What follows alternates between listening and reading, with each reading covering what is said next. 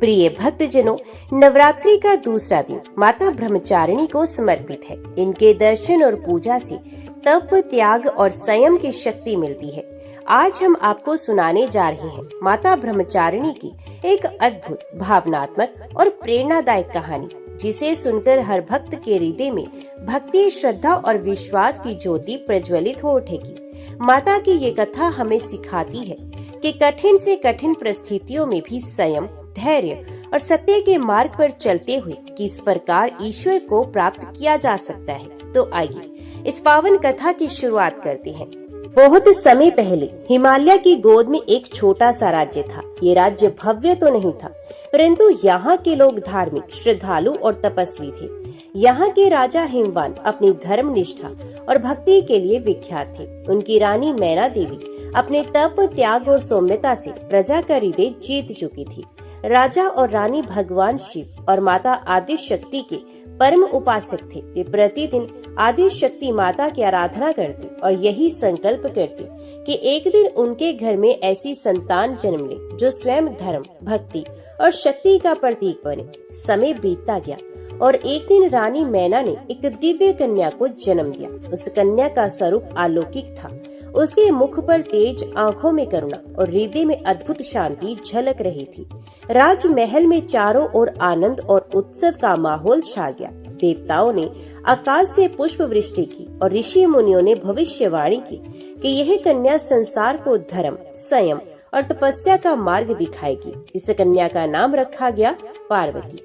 पार्वती बचपन से ही अत्यंत साध्वी, विनम्र और संयमी थी। अन्य राजकुमारियां जहां खेलों में रुचि लेती, वहीं पार्वती भक्ति और ध्यान में समय बिताती। ये प्रतिदिन प्रभात होते ही गंगा जल से स्नान करती, शिवजी के नाम का जप करती और अपने हाथों से तुलसी और बेलपत्र चढ़ाती। उनका मन सांसारिक वस्तुओं में नहीं लगता था। वे राजमहल के वैभव से परे साधु संतों की संगति और मंत्र जाप में प्रसन्न रहती।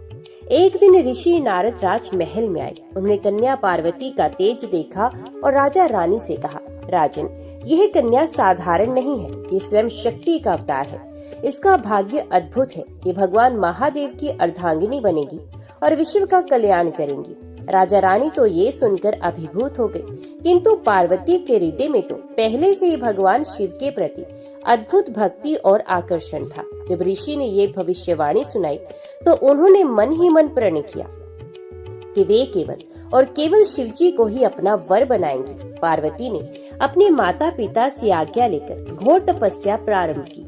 उन्होंने महलों का सुख त्याग दिया, आभूषण उतार दिए और साध्वी वस्त्र धारण किए। ये पर्वतों की गुफाओं में बैठकर शिवजी का ध्यान करने लगी। शुरू में उन्होंने केवल फल फूल खाकर तप किया, फिर समय बीतते बीतते केवल पत्तों पर जीवन यापन करने लगी। धीरे धीरे उन्होंने भोजन का भी त्याग कर दिया और केवल वायु पर जीवित रही। उनकी यह तपस्या वर्षों तक चलती रही। ऋषि, मुनि और देवता भी उनके तप की शक्ति से विस्मित हो गए। तपस्या के दौरान पार्वती ने असंख्य कठिनाइयों का सामना किया। कभी हिमालय की गुफाओं में बर्फ की ठंडी हवाएं चलती, कभी सूर्य की तपन तपाती, कभी जंगली जानवर उन्हें डराने आते, परंतु पार्वती अडिग रही। उन्होंने एक क्षण भी शिवजी के ध्यान से विचलित नहीं होने दिया। उनका मन तप में और गहन होता गया। देवताओं ने देखा कि पार्वती इतनी कठोर तपस्या कर रही हैं, परंतु शिवजी गहन समाधि में लीन हैं। वे पार्वती के तप को समझ नहीं पा रहे थे। देवताओं ने मिलकर कामदेव को भेजा, वे शिवजी का ध्यान भंग करे, लेकिन कामदेव शिवजी की समाधि भंग नहीं कर पाए और स्वयं भस्म हो गए। पार्वती ने ये समाचार सुना तो वे और अधिक कठोर तपस्या में लीन हो गई। उन्होंने संकल्प लिया कि जब तक प्रभु शिव मुझे स्वीकार नहीं करेंगे, मैं इस तप से पीछे नहीं हटूंगी। इसी घोर तपस्या और संयम के कारण माता का स्वरूप ब्रह्मचारिणी कहलाया। ब्रह्म का अर्थ होता है तप, सत्य और ज्ञान, और चारिणी का अर्थ होता है आचरण करने वाली। इस प्रकार पार्वती का ये तपस्विनी रूप ही माता ब्रह्मचारिणी के रूप में प्रसिद्ध हुआ। इसी दौरान हिमालय की तलहटी में एक छोटा सा गांव था। उस गांव में सुधनवा नामक एक ब्राह्मण परिवार रहता था। ये परिवार अत्यंत गरीब था, परंतु धर्म और भक्ति में दृढ़ था। सुधनवा की पुत्री किरण बचपन से ही माता पार्वती की आराधना करती थी। जब उसने सुना कि राजकुमारी पार्वती घोर तपस्या कर रही है, तो उसने भी प्रण किया कि वे भी माता की राह पर चलेंगी। किरण ने उपवास रखा, प्रतिदिन जप किया और माता ब्रह्मचारिणी की पूजा करने लगी। गाँव वाले उसका मजाक उड़ाते, परंतु वे दृढ़ रहे। एक दिन उसे स्वप्न में माता ब्रह्मचारिणी का दर्शन हुआ। माता ने कहा, बेटी, तपस्या से मन शुद्ध होता है और सत्य की प्राप्ति होती है। तुम निरंतर साधना करती रहो, तुम्हारा जीवन सफल होगा। ये सुनकर किरण का हृदय प्रसन्न हो गया। धीरे धीरे गांव के लोग भी उसकी भक्ति से प्रभावित होने लगे। जब पार्वती की तपस्या कई वर्षों तक चलती रही, तो स्वयं नारद मुनि पुनः आए और उन्होंने कहा, देवी, आपका यह तप असाधारण है। देवता और ऋषि भी आपके धैर्य और संयम से चकित हैं। शीघ्र ही शिवजी आपकी भक्ति से प्रसन्न होकर प्रकट होंगे। ये सुनकर पार्वती ने और अधिक गहन ध्यान करना शुरू कर दिया। अब वे दिन रात समाधि में लीन रहती। पार्वती ने जिस समय तपस्या प्रारंभ की थी, उस समय केवल हिमालय ही उनके धैर्य का साक्षी नहीं था, बल्कि सारा लोक उनकी शक्ति से प्रभावित था। उनके तप की गर्मी से असुरों का बल क्षीण होने लगा। जो दानव पहले प्रजा को सताते थे, वे भी भयभीत होकर छिपने लगे। गांव में चारों ओर चर्चा फैल गई कि हिमवान की कन्या पार्वती घोर तप कर रही है और उनके तप से ही चारों दिशाओं में शांति का संचार हो रहा है। साधारण लोग उनके तप के कारण संकटों से मुक्त होने लगे। प्रजा को अन्न अधिक मिलने लगा, वर्षा समय पर होने लगी और असुरों का आतंक कम हो गया। राजमहल में रानी मैना अपनी पुत्री की तपस्या को देखकर बहुत चिंतित थी। उन्होंने कई बार पार्वती को समझाया कि बेटी, तू राजकुमारी है, तुझे सुख वैभव में रहना चाहिए। ये कठोर तप किस लिए? तेरे शरीर पर दुबलेपन और पीड़ा के चिन्ह दिखाई दे रहे हैं। ये देखकर मेरा हृदय व्याकुल हो जाता है। परंतु पार्वती ने विनम्र स्वर में कहा, माँ, यही तप कोई दुख नहीं, बल्कि मेरा सौभाग्य है। मैं शिवजी को पाने के लिए ही जन्मी हूँ। इस तपस्या से मेरा हृदय शुद्ध हो रहा है और मुझे असीम आनंद मिल रहा है। आप मेरी चिंता मत कीजिए। जब तक मैं अपने आराध्य को प्राप्त नहीं कर लेती, तब तक इस साधना से पीछे नहीं हटूंगी। माता मैना जानती थी कि पुत्री का संकल्प अटल है। उन्होंने आंसुओं को रोकते हुए उसे आशीर्वाद दिया।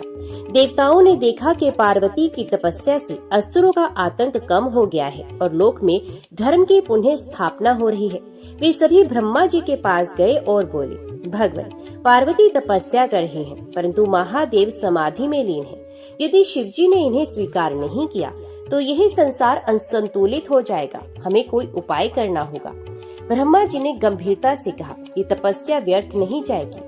पार्वती ब्रह्मचारिणी रूप में तप कर रही है। जब उनका तप पूर्ण होगा, तब शिव स्वयं उनकी परीक्षा लेंगे और उन्हें स्वीकार करेंगे। हमें धैर्य रखना होगा।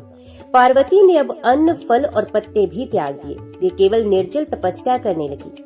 कई दिनों तक बिना भोजन और जल के वे केवल शिव नाम का जाप करती। उनके शरीर की चमक भीतर की तपस्या से और बढ़ गई। साधारण लोग उन्हें देखकर कहते, ये तो स्वयं शक्ति का अवतार है। इनकी तपस्या से ही समस्त संसार सुरक्षित है। भगवान शिव ने जब देखा कि पार्वती का तप असाधारण है, तो उन्होंने सोचा, अब इसकी परीक्षा लेनी होगी। एक दिन वे एक वृद्ध तपस्वी के रूप में पार्वती के सामने प्रकट हुए। उन्होंने कहा, बेटी, तू इतनी कठोर तपस्या क्यों कर रही है? ये तो शरीर को नष्ट कर देगी। किसके लिए ये कष्ट सह रही है? पार्वती ने शांत स्वर में उत्तर दिया, मैं भगवान शिव को पाने के लिए तप कर रही हूँ। वे मेरे आराध्य हैं। मेरे लिए संसार का कोई अन्य पुरुष योग्य नहीं। वृद्ध ने कहा, शिव तो योगी हैं, भस्मधारी हैं, वनवासी हैं। उनका कोई घर नहीं, कोई परिवार नहीं। वे तो शमशान में रहते हैं। क्या तू एक राजकुमारी होकर ऐसे तपस्वी को अपना पति बनाएगी? ये सुनकर पार्वती की आंखों में भक्ति की ज्वाला जाग उठी। उन्होंने दृढ़ स्वर में कहा, आप चाहे जैसे भी हो, मेरे प्रभु तो शिव ही हैं। मैं उनका वर्ण कर चुकी हूँ। उनके बिना मेरा जीवन अधूरा है। चाहे वे शमशान वासी हो, योगी हो या तपस्वी, मेरे लिए वही जगतपति और परम पुरुष है। मैं उनसे ही विवाह करूंगी और किसी से भी नहीं। ये सुनकर वे वृद्ध मुस्कुराए और अपने वास्तविक स्वरूप में प्रकट हो गए। वे स्वयं भगवान शिव थे। शिव जी ने प्रसन्न होकर कहा, पार्वती, तुम्हारी यह तपस्या अद्वितीय है। तुम्हारे तप और संयम ने मुझे प्रसन्न किया है। शीघ्र ही समय आएगा जब मैं तुम्हें अपनी अर्धांगिनी बनाऊंगा। ये कहकर शिवजी अंतर ध्यान हो गए। पार्वती ने आंसुओं से भरे नेत्रों से प्रणाम किया और उनका ध्यान करती रही। इधर गांव में सुधनवा की पुत्री किरण भी माता ब्रह्मचारिणी की उपासना करती रही। उसके घर की स्थिति अत्यंत दयनीय थी। कभी भोजन का एक दाना भी उपलब्ध नहीं होता था, लेकिन किरण ने माता पर भरोसा रखा। एक दिन नवरात्रि के दूसरे दिन उसने माता ब्रह्मचारिणी की पूजा पूरी श्रद्धा से की और व्रत रखा। रात को उसे स्वप्न में माता प्रकट हुई और कहने लगी, बेटी चिंता मत करो, कल तुझे और तेरे परिवार को अन्न और समृद्धि मिलेगी। अगली सुबह अचानक गांव के सरदार ने घोषणा की कि एक बड़ा अनाज का भंडार गांव में पहुंचा है और हर गरीब परिवार को उससे अन्न मिलेगा। सुधनवा का परिवार भी उससे भरपूर अन्न पाकर आनंदित हुआ। किरण ने माता को धन्यवाद दिया और कहा, हे माता, आपके व्रत और कृपा से हमारा जीवन बदल गया। इस प्रकार ब्रह्मचारिणी माता की कथा हमें सिखाती है कि संयम धैर्य से ही लक्ष्य की प्राप्ति होती है। कठिन से कठिन परिस्थितियों में भी भक्ति और तपस्या कभी व्यर्थ नहीं जाती। जो भक्त सच्चे मन से व्रत और उपवास करता है, माता उसे संकट से मुक्त करती है। जब भगवान शिव ने वृद्ध रूप में प्रकट होकर पार्वती को उनके तप का फल दिया और ये आश्वासन दिया कि वे शीघ्र ही उन्हें अपनी अर्धांगिनी बनाएंगे, तब पार्वती के हृदय में अपार आनंद का संचार हुआ। राजा हिमवान और रानी मैना को भी यह समाचार मिला कि उनकी पुत्री की तपस्या स्वीकार कर ली गई है। वे भी पुलकित हो उठे और देवी का आशीर्वाद लेकर बोले, बेटी, तेरी साधना ने हमारे कुल को धन्य कर दिया। अब हमारा जीवन सफल हो गया। देवताओं ने जब ये समाचार सुना तो उन्होंने आनंद में आकाश से पुष्प वृष्टि की। नारद मुनि ने गंधर्वों को बुलाकर भक्ति गीत गवाए। चारों ओर ये घोषणा होने लगी कि पार्वती का तप पूर्ण हुआ, अब जगत में धर्म की विजय होगी। देवताओं ने ये भी समझा कि पार्वती के इस ब्रह्मचारिणी रूप ने संसार को संयम, धैर्य और तपस्या का संदेश दिया है।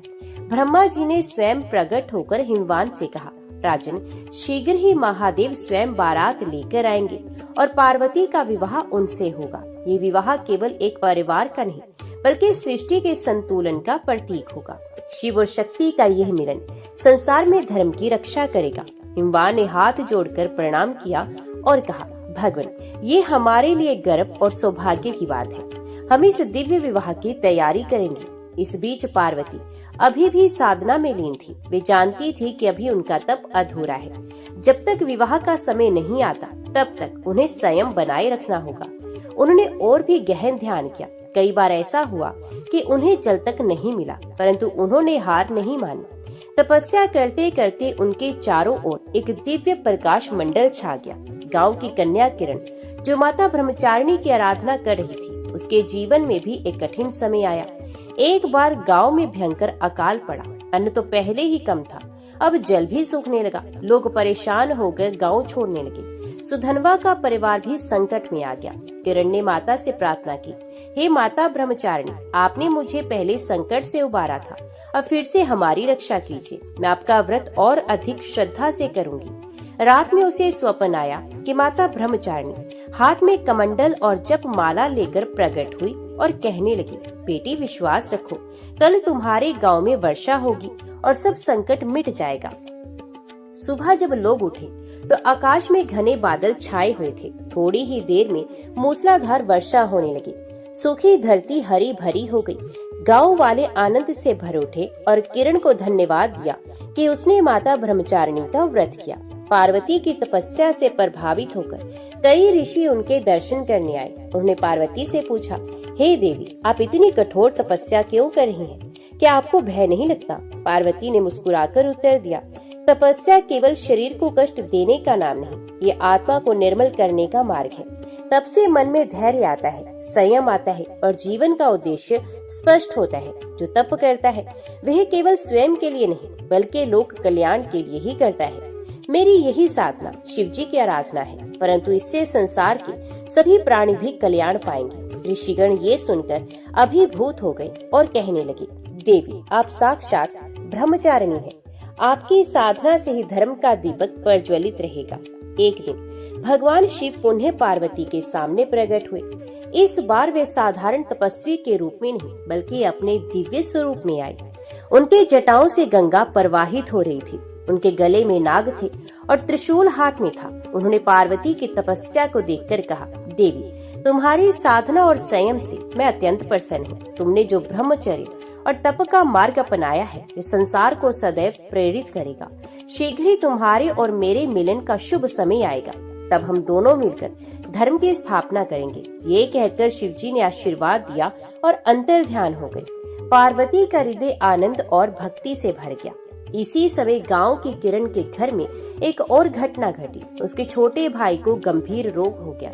गांव का वैद्य भी उसे ठीक नहीं कर सका। सब लोग निराश हो गए। किरण ने माता ब्रह्मचारिणी के व्रत का संकल्प लिया और दूसरे दिन निर्जल उपवास किया। उसने दिन रात माता का जप किया। रात को स्वप्न में उसने देखा कि माता ब्रह्मचारिणी कमंडल से जल छिड़क रही हैं और कह रही हैं कि बेटी, चिंता मत करो, यह जल तेरा भाई पिएगा तो स्वस्थ हो जाएगा। सुबह जब वे उठी तो आश्चर्य हुआ कि पास में एक छोटा सा पात्र रखा है जिसमें शुद्ध जल था। उसने वह जल अपने भाई को पिलाया और देखते ही देखते उसका रोग दूर हो गया। गांव के लोग इस चमत्कार को देखकर बोल उठे, सत्य ही माता ब्रह्मचारिणी की महिमा अपरंपार है। ऋषि मुनियों ने कहा कि जो कोई भी नवरात्रि के दूसरे दिन माता ब्रह्मचारिणी की उपासना करता है, उसे तप, संयम और धैर्य की शक्ति प्राप्त होती है। उसके जीवन से भय, चिंता और असफलता दूर हो जाती है। माता ब्रह्मचारिणी की कृपा से ही जीवन का मार्ग प्रकाशित होता है और हर मनुष्य अपनी मनोकामना पूर्ण कर सकता है। अब समय आ गया था जब शिवजी और पार्वती का दिव्य मिलन होना था। देवताओं ने ये शुभ समाचार सुनकर सभी दिशाओं में हर्ष फैला दिया। राजा हिमवान के महल में तैयारियां होने लगी। कन्या पार्वती को सजाया गया, परंतु वे अब भी अपने ब्रह्मचारिणी स्वरूप की भांति विनम्र और संयमी बनी रही। गांव वाले भी इस विवाह की कथा सुनकर आनंदित थे। सभी लोग यही कह रहे थे कि यह विवाह केवल एक युगल का नहीं बल्कि धर्म और शक्ति का मिलन है। राजा हिमवान और उनकी रानी मैना के आश्रम में साध्वी पार्वती के तप की चर्चा दूर दूर तक फैल चुकी थी। अब तक वर्षों का समय बीत चुका था। पर्वतों की ठंडी हवाएं, वर्षों की झड़ी, तपते सूर्य की किरणें और कठोर भूख प्यास भी पार्वती जी के संकल्प को डिगा न सकी। सारे देवगण ये देखकर विस्मित थे। ब्रह्मा जी ने इंद्र से कहा, देवेंद्र, देखो, ये वही पार्वती हैं जो पूर्व जन्म में दक्ष कन्या सती के रूप में शिव को पति मान चुकी थी। आज पुनः उसी सत्य को सिद्ध करने के लिए तप कर रही हैं। इनकी तपस्या निष्फल नहीं जाएगी। इंद्र ने उत्तर दिया, प्रभु, सचमुच ये ब्रह्मचारिणी का रूप अद्वितीय है। इनके तेज से समस्त ब्रह्मांड प्रकाशित हो रहा है। उनकी साधना से धरती, आकाश और पाताल में भक्ति का संदेश पहुंच रहा है। एक दिन महान तपस्वी नारद जी पुनः वहां आए। उन्होंने पार्वती जी को तपस्या में लीन देखा। उनका शरीर सूख चुका था, परंतु नेत्रों में तेज और मन में अटूट शांति थी। नारद जी ने कहा, पुत्री, तुम्हारी ये साधना अद्वितीय है। ब्रह्मचर्य का पालन और संयम की ज्योति ने तुम्हें ब्रह्मचारिणी बना दिया है। ये रूप संपूर्ण स्त्री जाति के लिए आदर्श है। तुमने जो संकल्प लिया है वे अवश्य पूर्ण होगा। पार्वती ने विनम्रता से उत्तर दिया, गुरुदेव, मेरे लिए यही जीवन का लक्ष्य है कि मैं शिवजी को पति के रूप में प्राप्त करूं। यदि ये तप भी असफल हो जाए तो मैं जन्म जन्मांतर तक इसी मार्ग पर चलती रहूंगी। देवगण पार्वती जी की तपस्या से प्रभावित होकर उनकी परीक्षा लेने आए। वे ब्राह्मण का रूप धारण कर बोले, हे कन्या, तुम इतनी कठोर तपस्या क्यों कर रही हो? संसार के त्रिपुरारी शिव तो अकिंचन, विरक्त और भस्मधारी हैं। वे गृहस्थ धर्म में नहीं रहते। ऐसे विरक्त योगी को पति बनाने का विचार क्यों करती हो? यदि तुम चाहो तो हम तुम्हें स्वर्ग के किसी देवता से विवाह करा दें। पार्वती मुस्कुराई और दृढ़ स्वर में बोली, मान्यवर, आप जो कुछ कह रहे हैं वे मेरे लिए सत्य नहीं। मेरे लिए तो शिव ही सर्वस्व हैं। वे विरक्त नहीं, जगत के पालन करता है। वे भस्मधारी नहीं, स्वयं सृष्टि के सुशोभित स्वामी हैं। मैं उन्हें ही पति रूप में स्वीकार कर चुकी हूँ। आपके द्वारा दिया गया कोई भी अन्य विकल्प मेरे लिए व्यर्थ है। देवताओं ने यह उत्तर सुनकर एक दूसरे को देखा। उनकी आंखों में आदर था। उन्होंने सोचा, ये कन्या सचमुच अडिग है, इसे कोई डिगा नहीं सकता। उसी समय तारकासुर का एक दूत वहां आया। उसने पार्वती को तपस्या करते देखा और हंसते हुए बोला, अरे भोली कन्या, इस व्यर्थ तपस्या से क्या मिलेगा? तुम इतनी सुंदर हो, तुम्हें तो ऐश्वर्य और भोग का जीवन जीना चाहिए। ये शिव तो तुम्हें कोई सुख नहीं देंगे। आओ, मेरे स्वामी तारकासुर से विवाह कर लो, वे तुम्हें तीनों लोकों की रानी बना देंगे। ये सुनते ही पार्वती जी की आंखें अग्नि के समान हो गई।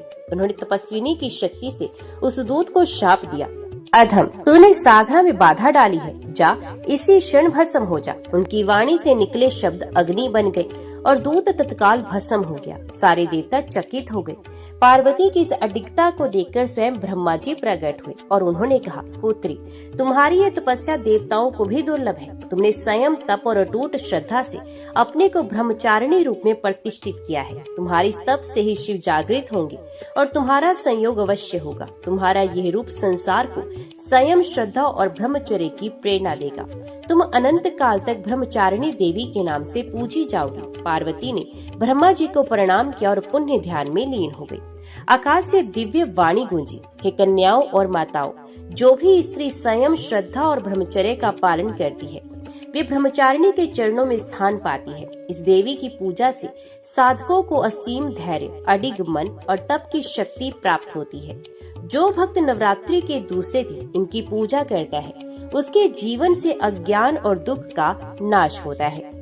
वर्षों पर वर्ष बीतते गए, ऋतुओं का परिवर्तन, शीत, ग्रीष्म, वर्षा की मार सब पार्वती जी ने सहज भाव से स्वीकार कर लिया। कभी वे केवल बेल पत्तर से जीवन निर्वाह करती, तो कभी केवल गंगा जल से। कई बार तो महीनों तक निर्जल और निराहार रहकर भी वे अपने ध्यान और संकल्प में अडिग रहती।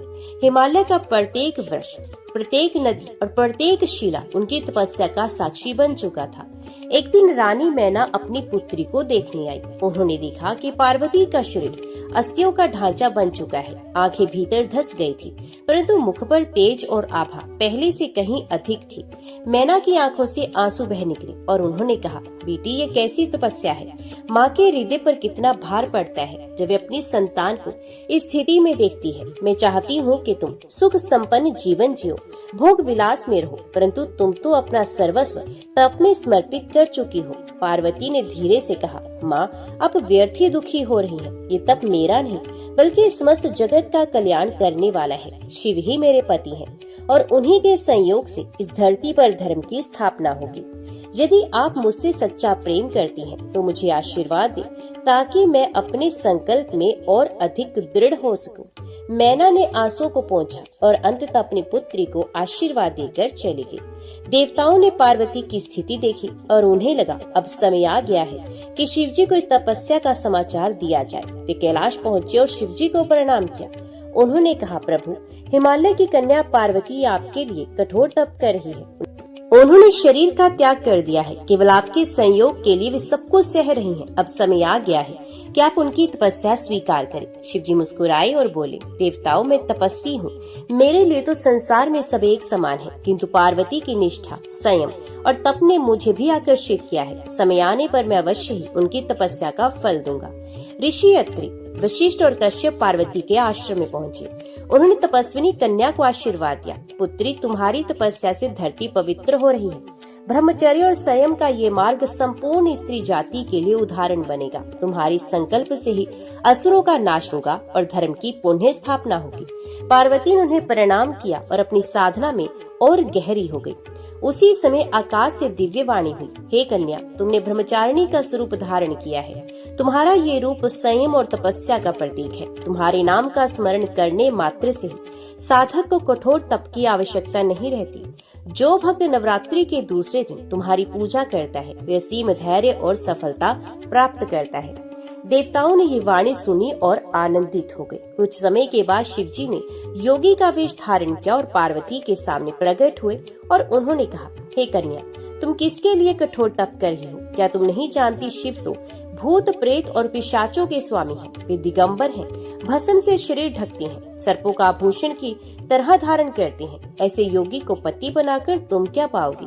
पार्वती ने शांत स्वर में उत्तर दिया, महात्मा, आप जो कह रहे हैं वही मेरा सत्य है। शिव भूतों के स्वामी है तो क्या हुआ, वे ही जगत के भी स्वामी हैं। वे दिगंबर है तो क्या हुआ, वे वस्त्रों के मोह से परे हैं। वे सर्प धारण करते हैं तो क्या हुआ, वे मृत्यु पर विजय प्राप्त करने वाले हैं। मेरे लिए वही सर्वश्रेष्ठ पति हैं। चाहे कोई कितना भी विरोध करे, मेरा संकल्प अटल है। मैं शिव को ही पति के रूप में प्राप्त करूंगी। शिव जी ने ये उत्तर सुना और अपने वास्तविक स्वरूप में प्रकट हो गए। उनके मस्तक पर अर्धचंद्र, गले में सर्प और शरीर पर भस्म शोभित हो रही थी। उन्होंने कहा, पार्वती, तुम्हारी तपस्या, संयम और दृढ़ता ने मुझे प्रसन्न कर दिया है। मैं तुम्हारे इस संकल्प को स्वीकार करता हूँ। तुम मेरी अर्धांगिनी बनोगी और जगत में उमा महेश्वर के रूप में हमारी पूजा होगी। ये सुनकर पार्वती का हृदय आनंद से भर गया। शिव जी ने आगे कहा, पार्वती, तुम्हारा ये ब्रह्मचारिणी रूप अनंत काल तक स्मरण किया जाएगा। जो भी कन्या, स्त्री या पुरुष संयम, श्रद्धा और भक्ति का पालन करेगा, वे तुम्हारे चरणों में स्थान पाएगा। नवरात्रि के दूसरे दिन जो भक्त तुम्हारी पूजा करेंगे, उन्हें असीम धैर्य और आत्मबल मिलेगा। देवताओं ने जय जयकार की। जय ब्रह्मचारिणी माता, जय उमा शक्ति की। पूरा आकाश ओम नमः शिवाय और जय माता दी के उद्घोष से गूंज उठा। शिवजी के स्वीकार करने के बाद हिमालय नगरी में आनंद छा गया। राजा हिमवान और रानी मैना ने देवताओं, ऋषियों और समस्त प्रजाजनों को आमंत्रित किया। पर्वत, नदियां, वन, उपवन सब अपने स्वाभाविक सौंदर्य से सज गए। देवताओं ने कहा, यह केवल एक विवाह नहीं बल्कि धर्म की स्थापना का व्रत है। इस पावन संयोग से ही तारकासुर जैसे असुर का नाश होगा और संसार को शांति प्राप्त होगी। शिवजी की बारात निराली थी। भूत, प्रेत, पिशाच, गंधर्व, किन्नर, नाग और देव सब उसमें सम्मिलित हुए। उनके हाथों में डमरू, शंख और शूल थे। यह बारात देखकर नगरवासी चकित रह गए। रानी मैना के मन में चिंता जागी। कैसी विचित्र बारात है, भूत प्रेतों से घिरी हुई। क्या मेरी पुत्री का जीवन सुख में होगा? किंतु पार्वती जी ने अपनी माता को समझाया, माँ, आप चिंता मत करो। ये केवल उनके तपस्वी स्वरूप की पहचान है। वास्तव में वे त्रिलोकीनाथ हैं। उनके साथ रहकर ही मुझे सच्चा सुख और धर्म की साधना मिलेगी। ऋषि, मुनि, देवता और स्वयं ब्रह्मा विष्णु ने इस विवाह के शुभ कार्य को संपन्न कराया। वेद मंत्रों की गूंज, शंख ध्वनि और पुष्प वृष्टि से संपूर्ण हिमालय गूंज उठा। शिव पार्वती का ये पावन संयोग पूरे विश्व में उदाहरण बन गया। सबने मिलकर कहा, अब धर्म की विजय निश्चित है। ब्रह्मचारिणी रूप में तप करने वाली पार्वती अब जगत जननी बनकर सबको आशीर्वाद देंगी। विवाह के बाद भी पार्वती का संयम और तपस्वी भाव समाप्त नहीं हुआ। वे सदैव शिव के साथ ध्यान और योग में लीन रही। वे ग्रस्त होते हुए भी ब्रह्मचर्य और संयम का आदर्श बनी। ऋषियों ने कहा, ब्रह्मचारिणी माता का यह रूप स्त्रियों को ये शिक्षा देता है कि तप और संयम केवल वन में बैठने का नाम नहीं बल्कि मन और इंद्रियों पर नियंत्रण रखना ही वास्तविक ब्रह्मचर्य है। जो भी स्त्री अथवा पुरुष इस मार्ग पर चलता है, वे जीवन में सफलता पाता है। कालांतर में एक भक्तिनी ने नवरात्रि के दूसरे दिन माता ब्रह्मचारिणी का व्रत रखा। वे निर्धन थी, जीवन में अनेक कष्ट थे, परंतु उसने संयम और श्रद्धा के साथ माता की पूजा की। रात में उसे स्वप्न में माता ब्रह्मचारिणी के दर्शन हुए और माता ने कहा, पुत्री, चिंता मत करो, तुम्हारे संयम और श्रद्धा ने मुझे प्रसन्न कर दिया है। कल से तुम्हारे जीवन में सुख और समृद्धि का आरंभ होगा। दूसरे ही दिन उसके घर भोजन और धन का आगमन हुआ। गांव के लोग उसकी भक्ति देखकर प्रभावित हुए और सबने माता ब्रह्मचारिणी की पूजा करना प्रारंभ कर दिया। एक दिन पार्वती जी ने अपनी सहेलियों को समझाते हुए कहा, भक्ति का अर्थ है केवल उपवास करना नहीं, भक्ति का वास्तविक अर्थ है मन, वचन और क्रम से संयम रखना। जब मन वासना और लोभ से मुक्त हो तभी सच्चा ब्रह्मचर्य प्राप्त होता है। जिस मार्ग पर चलता है वे कभी असफल नहीं होता। उनकी वाणी सुनकर सबकी आंखें भर आई। देवताओं ने माता की स्तुति की। हे माता ब्रह्मचारिणी, आपने तप, संयम और धैर्य का जो आदर्श प्रस्तुत किया है वे अनंत काल तक अमर रहेगा। आपकी पूजा से साधक को आत्मबल, सफलता और तप की शक्ति प्राप्त होती है। जो भक्त नवरात्रि के दूसरे दिन आपको स्मरण करता है उसके जीवन से नकारात्मकता का अंत हो जाता है। माता ने भक्तों को आशीर्वाद दिया, हे भक्तों, तुम चाहे किसी भी परिस्थिति में क्यों ना हो, यदि संयम और श्रद्धा का पालन करोगे तो तुम्हें सफलता निश्चित मिलेगी। नवरात्रि के दूसरे दिन मेरा स्मरण करने वाला कभी मार्ग से नहीं भटकता। मैं उसे धैर्य और आत्म शक्ति प्रदान करती हूँ। इस प्रकार माता ब्रह्मचारिणी की ये कथा केवल एक देवी की पूजा ही नहीं बल्कि जीवन की साधना का संदेश है। ये कथा हमें बताती है कि तप और संयम से असंभव कार्य भी संभव हो जाता है। ये कथा हमें सिखाती है कि कठिन परिस्थितियों में भी धैर्य और श्रद्धा बनाए रखने से ईश्वर स्वयं प्रकट होकर हमारी रक्षा करते हैं। और ये कथा हमें प्रेरणा देती है कि जीवन में भोग विलास से ऊपर उठकर सच्चे आत्मज्ञान और धर्म का मार्ग अपनाना चाहिए। हे माता ब्रह्मचारिणी, आपकी कृपा से हम सबके जीवन में संयम, धैर्य और श्रद्धा का दीप सदैव प्रज्वलित रहे। जय माँ ब्रह्मचारिणी। बहुत समय पहले उत्तर भारत के एक विशाल राज्य में राजा वीरेंद्र सिंह का शासन था। ये पराक्रमी, धर्मपरायण और न्यायप्रिय शासक था। उनकी रानी सुमित्रा देवी सौम्य, स्नेहमयी और ईश्वर भक्त थी। राज्य में अन्न धन की कोई कमी नहीं थी। प्रजा सुखी और बहुत संतुष्ट थी। किंतु एक कमी थी, राजा रानी के कोई संतान नहीं थी। सालों से संतान की कामना अधूरी थी। राजा और रानी दोनों ने अनेक यज्ञ, हवन, तपस्या और व्रत किए, परंतु उन्हें संतान सुख प्राप्त नहीं हुआ। इसी कारण उनके हृदय में हमेशा एक अधूरापन और पीड़ा बनी रहती थी। एक दिन रानी महल के मंदिर में बैठी माता दुर्गा की प्रतिमा के सामने आर्त स्वर में प्रार्थना कर रही थी। हे जगत जननी, हे माता, आप तो सबकी मनोकामना पूर्ण करने वाली हैं, सबकी रक्षा करने वाली हैं। क्या मेरा जीवन इसी अभाव में बीतेगा? क्या मैं कभी मातृत्व का सुख नहीं देख पाऊंगी? उनकी आंखों से आंसू झरझर बहने लगे। उसी समय महल की एक वृद्ध दासी ने आकर कहा, महारानी जी, अभी अश्विन मास की नवरात्रि का पावन पर्व प्रारंभ होने वाला है। कहते हैं जो भक्त पूरे मन से इस नवरात्रि का व्रत रखकर माता दुर्गा की आराधना करता है, उसकी सभी मनोकामनाएं पूर्ण होती हैं। ये सुनकर रानी के हृदय में आशा की एक नई किरण जागी। उस शाम रानी ने राजा वीरेंद्र सिंह को सारी बात बताई। राजा ने कहा, रानी, यदि यही माता का मार्ग है तो हम दोनों इस बार नवरात्रि का व्रत अवश्य करेंगे। हम पूरी श्रद्धा और निष्ठा से उपवास करेंगे और माता को प्रसन्न करेंगे। राजा ने तुरंत ही राज पुरोहित को बुलवाया। पुरोहित नवरात्रि व्रत की विधि समझाई और कहा, महाराज, नवरात्रि का व्रत अत्यंत फलदायी है। इससे न केवल संतान सुख प्राप्त होता है बल्कि राज्य में सुख, शांति और समृद्धि भी आती है। अश्विन मास की प्रतिपदा आई। राजा और रानी ने व्रत का संकल्प लिया। राजमहल में विशाल मंडप सजाया गया जहां माता दुर्गा की भव्य प्रतिमा स्थापित की गई। सुबह से ही वे उपवास रखते, माता की आरती करते, भक्तों को भोजन कराते और दान दक्षिणा देते। नवरात्रि के प्रत्येक दिन वे 9 रूपों की पूजा करते। पहले दिन माता शैलपुत्री की उपासना, दूसरे दिन माता ब्रह्मचारिणी की उपासना, तीसरे दिन चंद्र घंटा की उपासना, चौथे दिन माता कुष्मांडा की उपासना, 5वें दिन सकंद माता की उपासना, छठे दिन देवी कात्यायनी की उपासना, 7वें दिन माता कालरात्रि की उपासना, 8वें दिन महागौरी की उपासना और 9वें दिन माता सिद्धिदात्री की आराधना की। पूरे राजमहल और नगर में उत्सव का माहौल था। रानी सुमित्रा देवी रोज रात को माता की प्रतिमा के सामने दीपक जलाती और भक्ति गीत गाती और वे कहती, हे माँ अम्बे, आप ही से जगत की रचना हुई है, आप ही संहार करती हैं, आप ही पालन करती हैं। आज मैं अपने समस्त दुख, अपनी सारी पीड़ा आपके चरणों में अर्पित करती हूँ। मुझ पर आप कृपा कीजिए माँ। उनकी ये प्रार्थना इतनी भावनात्मक थी कि महल में उपस्थित हर व्यक्ति की आंखें नम हो जाती। सप्तमी की रात रानी को स्वप्न आया। उन्होंने देखा कि एक दिव्य ज्योति प्रकट हुई है और उसमें से स्वयं माता दुर्गा प्रकट हुई। माता ने कहा, पुत्री, तुम्हारा व्रत मुझे प्रिय हुआ है। तुम्हारी श्रद्धा और भक्ति से मैं बहुत प्रसन्न हूँ। जल्द ही तुम्हें मातृत्व का सुख प्राप्त होगा। तुम्हारा पुत्र वीर और धर्मात्मा होगा।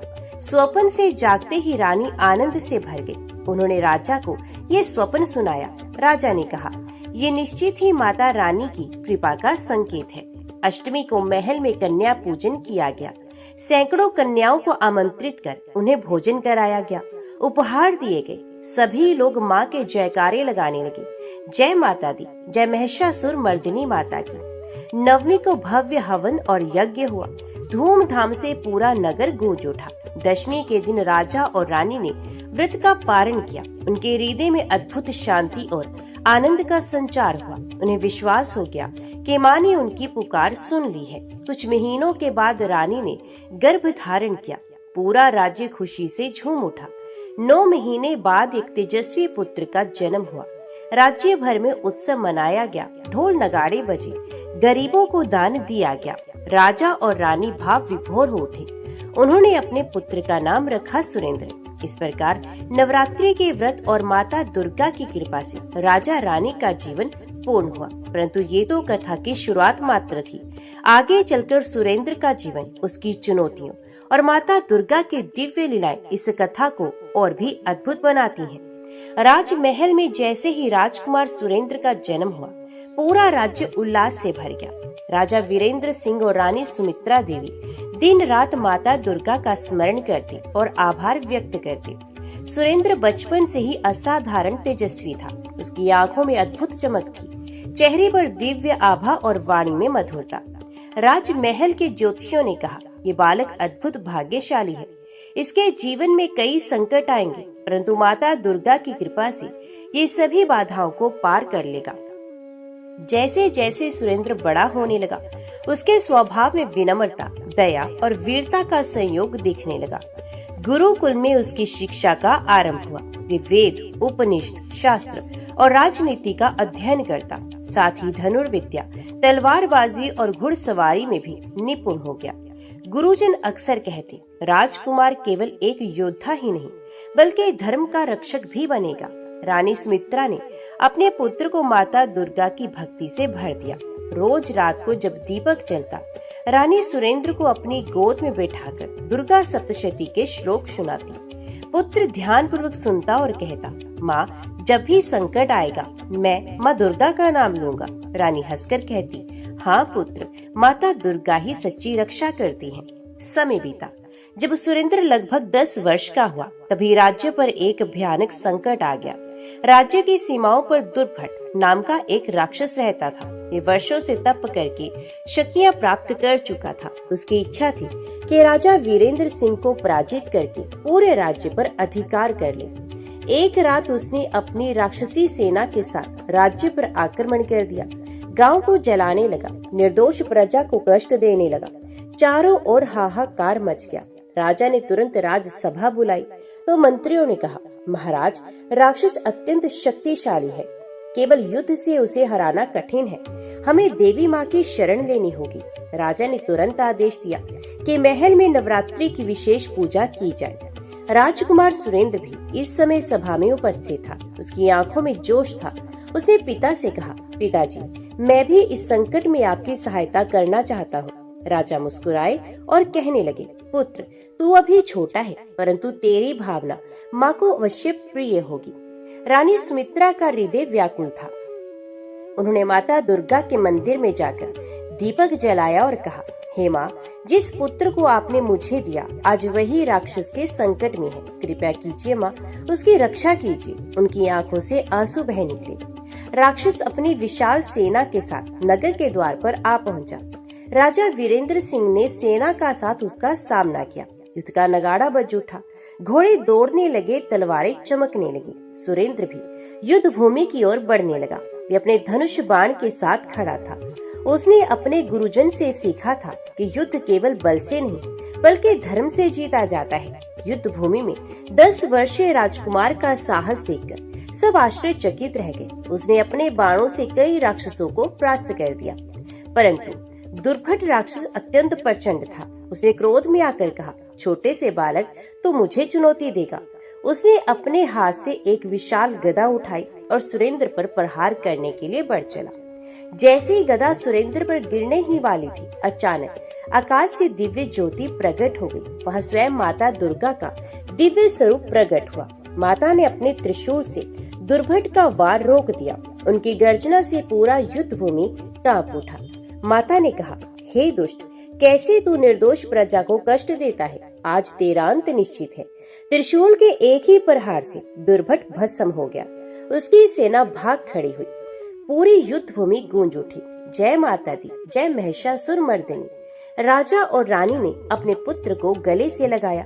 रानी की आंखों से आंसू बह निकले और रानी ने कहा, माँ, आपने मेरे पुत्र की रक्षा की, आपकी महिमा अपरंपार है। इस प्रकार माता दुर्गा ने अपने भक्तों की रक्षा की और राक्षस का विनाश किया। समय बीता गया। राजकुमार सुरेंद्र धीरे धीरे किशोर अवस्था से निकलकर युवावस्था में प्रवेश करने लगा। उसकी कद काठी सिंह जैसी बलवान, चेहरा तेजस्वी और वाणी मधुर हो गई थी। वे युद्ध कला में निपुण, राजनीति में चतुर और धर्म में स्थिर था।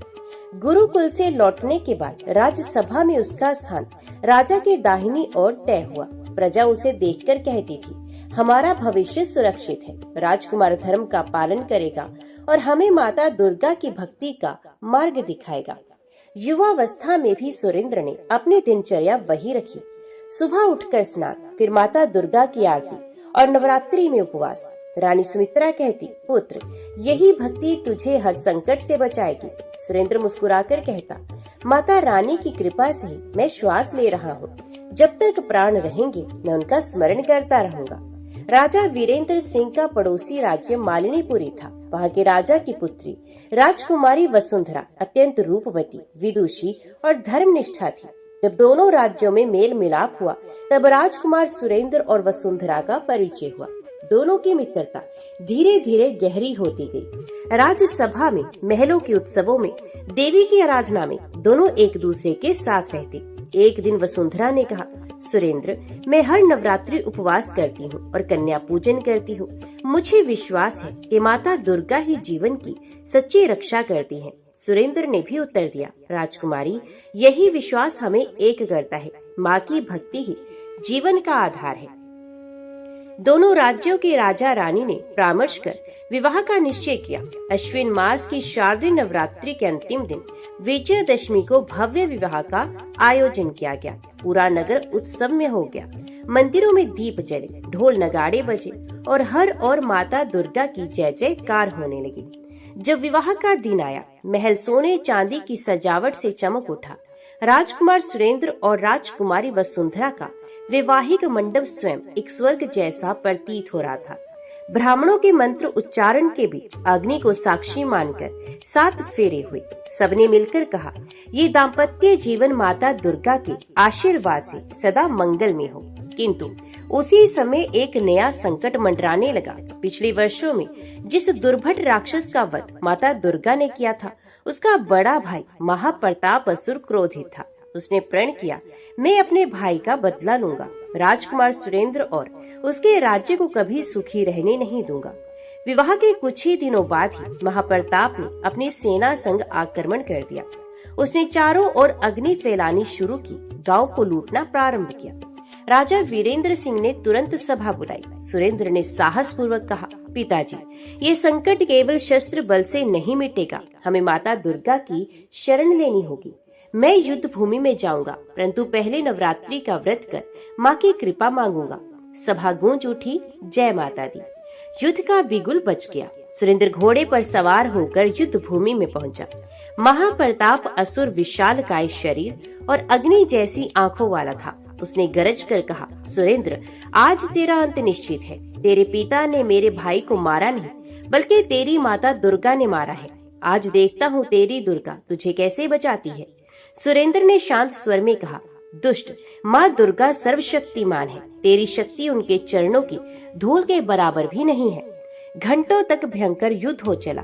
तलवारें टकराई, बाणों की वर्षा हुई। महाप्रताप की शक्ति इतनी प्रचंड थी कि सुरेंद्र की सेना पीछे हटने लगी। रानी वसुंधरा और महारानी सुमित्रा महल में बैठकर माता दुर्गा से प्रार्थना कर रही थी, हे माँ, हमारे सुरेंद्र की रक्षा कीजिए।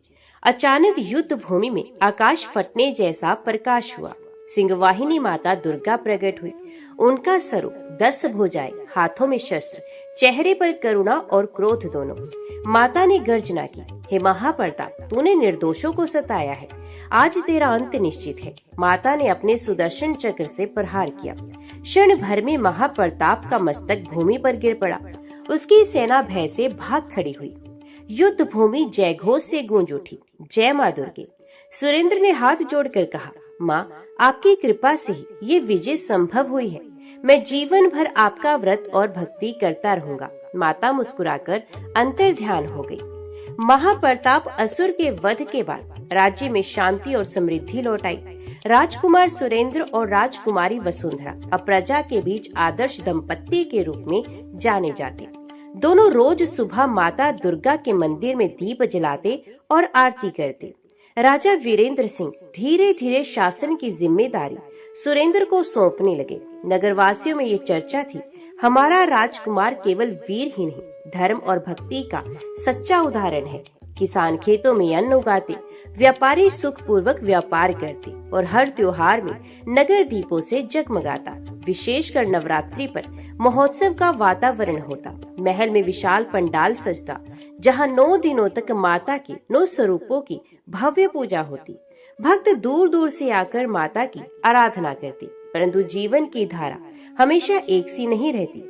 कुछ वर्षों के बाद राज्य पर भीषण प्राकृतिक संकट आ गया। पहले तो वर्षा बंद हुई, साल दर साल सूखा पड़ता गया। नदियां सूख गई, तालाब खाली हो गए, खेत बंजर हो गए।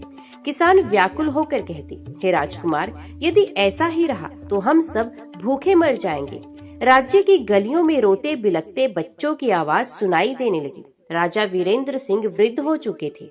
उन्होंने सभा में सुरेंद्र को देखकर कहा, पुत्र, ये संकट हमारे सामर्थ्य से बाहर है। अब केवल देवी माँ ही हमें बचा सकती है। सुरेंद्र ने दृढ़ स्वर में कहा, पिताजी, हम सब मिलकर माता दुर्गा का व्रत करेंगे। माँ अवश्य करुणा बरसाएंगी। सभा ने सर्वसम्मति से निर्णय लिया कि इस बार पूरे राज्य में नवरात्रि का व्रत सामूहिक रूप से किया जाएगा। नवरात्रि का पहला दिन आया। राजकुमार सुरेंद्र, राजकुमारी वसुंधरा, राजा और रानी ने व्रत का संकल्प लिया।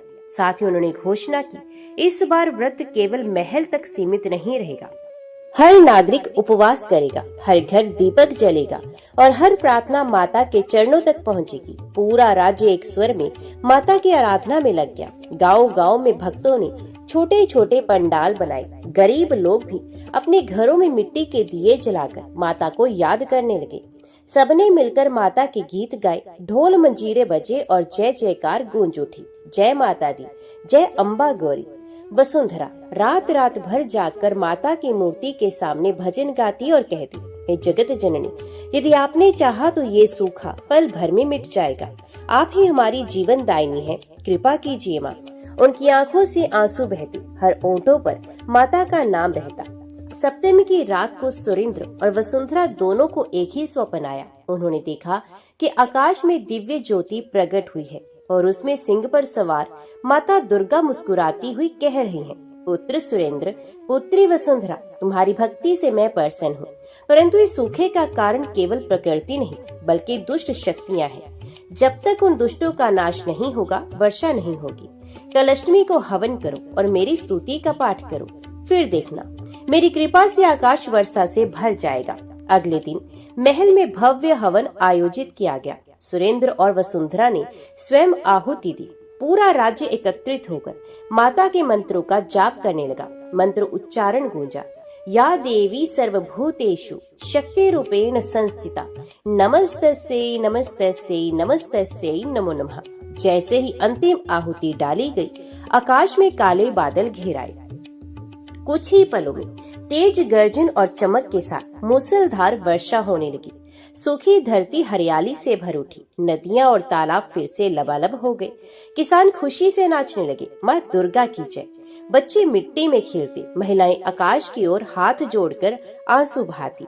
पूरा राज्य माता दुर्गा का आभार मानने लगा। सुरेंद्र ने घोषणा की, अब हर वर्ष हम सब मिलकर नवरात्रि का व्रत सामूहिक रूप से करेंगे। ये पर्व केवल महल का नहीं, पूरे राज्य का होगा। इस प्रकार माता दुर्गा की कृपा से राज्य को सूखे से मुक्ति मिली। राज्य में फिर से समृद्धि और आनंद लौट आया। प्रिय भक्तजनों, आपने अभी सुनी माता दुर्गा रानी की नवरात्रि व्रत कथा का ये दिव्य अध्याय। ये केवल एक कहानी नहीं बल्कि भक्ति, साहस और करुणा का अमर संदेश है। याद रखिए, माँ की आराधना केवल मंदिरों तक सीमित नहीं, सच्ची पूजा है निस्वार्थ सेवा, सत्य का पालन और धर्म की रक्षा। जैसे रानी और राजकुमार ने संकटों में माता का स्मरण कर विजय पाई, वैसे ही हम सब भी यदि माँ को हृदय से पुकारे तो हमारे जीवन के हर अंधकार में माता दुर्गा प्रकाश बनकर खड़ी होंगी। तो आइए हर नवरात्रि हर दिन माँ के चरणों में अपना मन, वचन और कर्म अर्पित करें। कहिए मेरे साथ, जय माँ भगवती, जय माँ दुर्गा।